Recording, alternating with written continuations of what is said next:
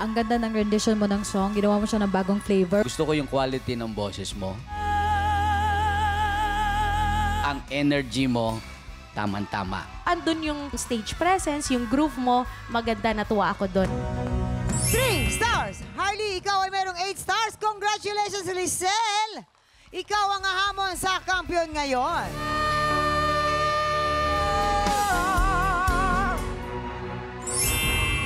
Neil, meron kang 9 stars. Ikaw ang ating kampiyon ngayon.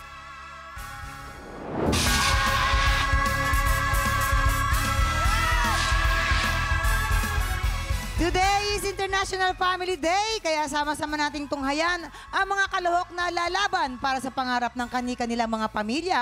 Ito ang Tanghalan ng Kampiyon! Kaway-kaway tayo sa ating mga inampalan. Kapuso, OST Princess and Queendom Diva, Hannah Presilas. Concert stage performer and the Clash 2020 Grand Champion, Jessica Villarubin.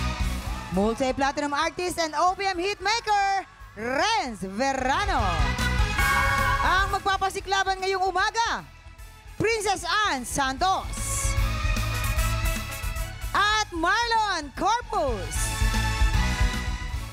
Sila ang sasabak sa unang banggaan. Anong feeling mo? Ano ka ba? Kinakabahan ka ba? Or mas excited ka para sa tanghalan ng kampiyon? Mas nananig po yung kaba. Bakit? Kasi po first time ko pa lang po kasi sumalang dito sa TV? tanghalan na po. Pero ilang years ka naman kumakanta? Since 2017 po. Paano nag-start ang journey mo sa pagkanta? Nag-start po nung kumakanta po ko sa simbahan po. Ikaw ay isang proud mom. Yes po. Ilang taon na si baby? 4 na taon na po. Ano bang pangalan ng anak mo? Pearl Myrel. Pearl Myrel? Baka naman gusto mong batiin si Pearl Myrel. Hello anak, Pearl Myrel. Mag-iingat ka palagi. Mahal na mahal ka ni... Princess Anne Santos from Cagayan Valley. Ang galing Hi, naman. Princess Anne. Hello. Mama, alam mo ba, lagi siya nanonood ng TikTok la, kaya nag-audition siya dito, talagang gustong-gusto niya. Ay, yun naman pala. Yes. At meron siyang banda. Ay, ano pangalan? Singer at saka may mga dancer na rin sila. Aba, ang Cagayan taray. Harmony. Wow! Siyempre. Nakapag-research ka din naman talaga Oo, agad eh. oo naman. Grabe ka talaga, Jason. Ginagawa mo talaga assignment mo. Oo naman. Pero nakakatuwa naman kasi medyo may kalayuan ng Cagayan, di ba? Opo. Ilang oras ang biyahe mo niyan para lang makasama mo kami ngayon dito? Mga 16 hours po. Ay, 16 hours. Ano yun, bike? 16. Or bus? Bus po. Bus. Scooter. Hindi, iba, yan, tagal eh. Hindi, gano'n talaga, malayo. Sino kasama mo naman sa biyahe?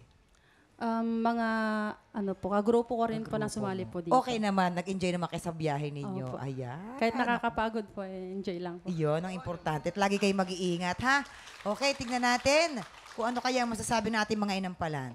Yung unang linya mo, ang linaw. Gusto ko yung pagkakabitaw mo doon. Malinis.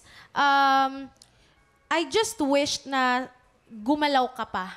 Isa din sa technique para mag-loosen up yung vocal cords mo is unahin mo yung katawan mo. Para mag-loosen up lahat, relax lahat, pati ang boses.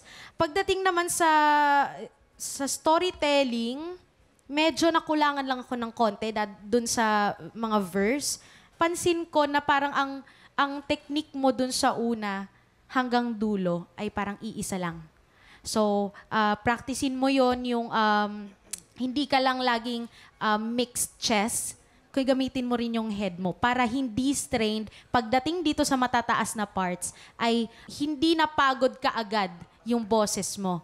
Okay? So, marami kang pwedeng aralin ng mga placement at alam ko naman na kayang-kaya mo yun. Yun lang, mag-relax ka and nag-enjoy pa rin naman ako sa performance mo. Thank you so much po. Princess Anne, yung second stanza, yung langit, yung ini-slide mo, maganda yung pagka-slide, kaya lang hindi siya medyo smooth. Kailangan ng ma-hit mo pa, ha? Yung quality ng boses mo, bagay do sa kanta. Kailangan mo lang konting technique. Kasi halos lahat ng ginamit mo sa tingin ko, nandito lang. Okay? Kailangan matuto ka ng dynamics, kailangan meron kang mahina, kailangan meron kang malakas. Stable lang siya, parang monotonous yung kanyang tunog. Sayang yung ganda ng boses. Ha? Practicein mo yon. Kailangan yun eh. Kasi yun ang magbibigay ng, kumbaga, bigat ng kanta. Pag sapul mo yon, pati yung mga notes, mas maganda.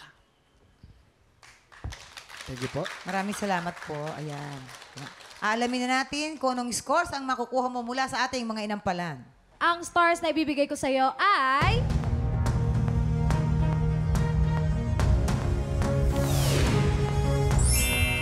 Three stars! Ang stars na binigay ko sa iyo ay...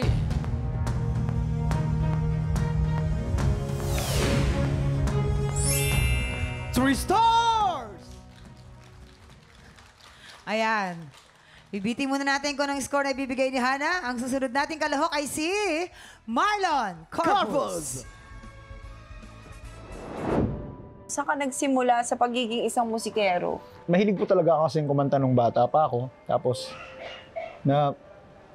nung magkaanak po ako, yung naisip kong gawing professional, gawing trabaho na siya. Si Kuya Marlon ay isang backup singer. Yes po. Tama ba? Bakit ba, Kuya, importante ang trabaho ng pagiging backup singer?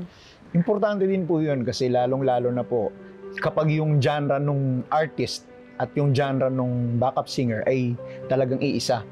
Kasi mako-complement po ng backup singer yung mga butas po na pwedeng na pwedeng mangyari sa stage, lalo na kapag live performance po. Pero kasi ngayon, ibang klaseng laban naman to, di ba, Kuya? Hindi ka Yes, backup dito, ikaw ang nasa front. Di ba? Ipapakita mo talaga ang iyong talento. Paano ka nag-prepare for this? Gustong-gusto ko na rin talaga. Kaso, siguro dahil noon sobrang kaba, sobrang takot. Tapos nung nitong nakaraan, sabi ko, sali nga ako. Baka pala rin Pala rin, di ba? I'm sure kayang-kaya mo naman yan, Kuya. Tsaka ito ay ginagawa mo para sa mga pamilya. anak mo. Yes po. Di ba, sa iyong asawa. Ano bang pangalan ng asawa mo, Kuya? Rina Montes po. Ay, Ate Rina, baka naman meron kang mensahe para sa iyong asawa at sa mga anak mo. Baby, yan, thank you sa support, sa pag-aalaga, saka sa pag-iintindi. At sa mga anak ko, Calvin, Althea, and Samantha, mahal na mahal ko kayo. Alam niyo yun. Lahat kaya kong gawin lahat para sa inyo. Lalaban pa rin ako, laban lang. Marlon Corpus from Quezon City! Ayan. Ay, Marlon. Ay, Paborito ko pa naman yung kantang If Ever You. talaga ba? Favorite mo yan? Alamin natin ang ating mga inampalan sa performance mo. Bagay naman siya sa boses mo, yung kanta. Yung first part lang siguro, medyo i-control mo yung boses mo kasi medyo, siguro sa kababa, medyo nasi-shaky tayo ng konti na di mo maabot talaga yung notes. So yun lang naman, careful lang dun. Tsaka ang taas ng vocal range mo. Nagustuhan ko yung sinustain mo, ang ganda nun. Gustong-gusto ko yun. Siguro kung may i-advise na kung linisin mo lang, yun lang, and you're ready to go. Kaya congrats. Thank you. Maganda ang iyong mixed tone. Lalong-lalo dun sa high notes. Sa unang part lang, gaya nga ng sabi ni Jessica na hindi siya ganun kasapul yung words na easy, tsaka yung gave, yung pinakaunang linya. Tapos pagdating dun sa chorus naman, this time I'll love, napansin ko sa'yo, may technique ang ginagawa. Parang tumiting kayad siya para ma-reach mo. Hindi lang siya ganun kasapul. Pero nagtaka lang ako kasi pagdating dito sa mas mataas na, nasa pool mo naman. So, siguro masyado ka lang nag-anticipate dun sa chorus part na ito na yung mataas. Kaya hindi siya na-hit ng maayos. So, ano pa ba? Wala na ako masyadong napansin dun sa performance mo. Nag-enjoy pa rin ako. Thank you. Ayan, maraming salamat po. Ayan, alamin na natin kung ilang stars ang ibibigay sa iyo ng ating mga inampalan. Marlon, ang stars na ibibigay ko sa iyo ay...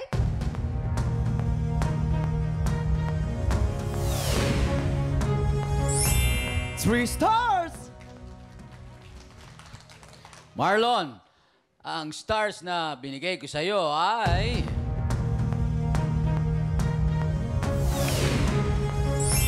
Three stars!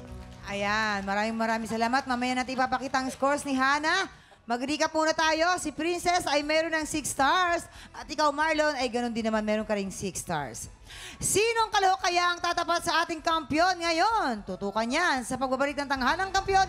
Dito lang sa TikTok Lang! Tinatawagan namin ang mga tiktropang may pusong kampiyon. Kung ikaw ay 16 to 50 years old at palaban sa kantahan, sugod na sa aming weekly auditions every Wednesday and Thursday, 3 to 5 p.m. sa GMA Studio 6. Go mga tiktropa, mag-audition na!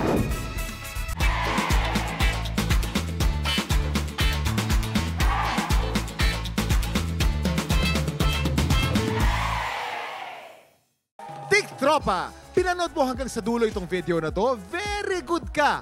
For more happy time, watch more TikTok Lock videos on our official social media pages and subscribe to GMA Network official YouTube channel.